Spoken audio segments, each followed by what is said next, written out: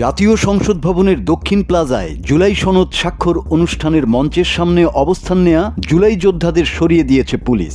এ সময় আইনশৃঙ্খলা রক্ষাকারী বাহিনীকে লাঠিচার্জ করতেও দেখা যায়। এতে আহত হয়েছেন বেশ কয়েকজন। আহতদের হাসপাতালে নেওয়া হয়েছে বলে জানা গেছে। পুলিশের অভিযানের পর বিক্ষুব্ধরা বাইরে গিয়ে বিক্ষোভ শুরু করে, ইটপাটকেল ছোড়ে ও কয়েকটি গাড়ি ভাঙচুর করে। এক পর্যায়ে একদল বিক্ষোভকারী আবার মঞ্চের দিকে এগিয়ে যায়।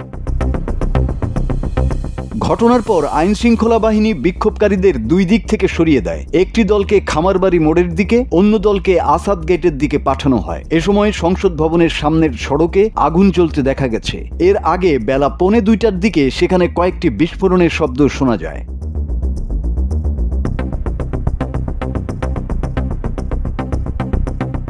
গতকাল রাতে এবং আজ সকালে জুলাই শহীদ পরিবার ও আহত যোদ্ধা ব্যানারে শতাধিক মানুষ 12 নম্বর গেটের সামনে অবস্থান নিয়ে স্লোগান দেন। পরে তারা গেট টপকে ভেতরে প্রবেশ করে মঞ্চের সামনে অতিথিদের চেয়ারে বসে স্লোগান দিতে থাকেন।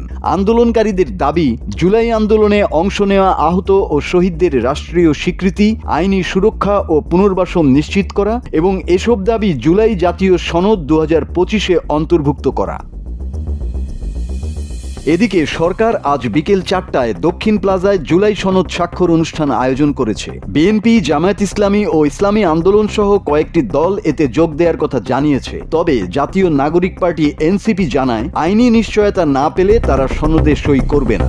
একইভাবে বামধারার 4টি দল, বাংলাদেশের কমিউনিস্ট পার্টি সিপিবি, বাংলাদেশের সমাজতান্ত্রিক দল বাসদ ও বাংলাদেশ জাসদ জানিয়েছে, সংশোধিত খসড়া না পেলে তারা এই সনদে স্বাক্ষর করবে না। মাসুদ হাসান, বাংলা টিভি।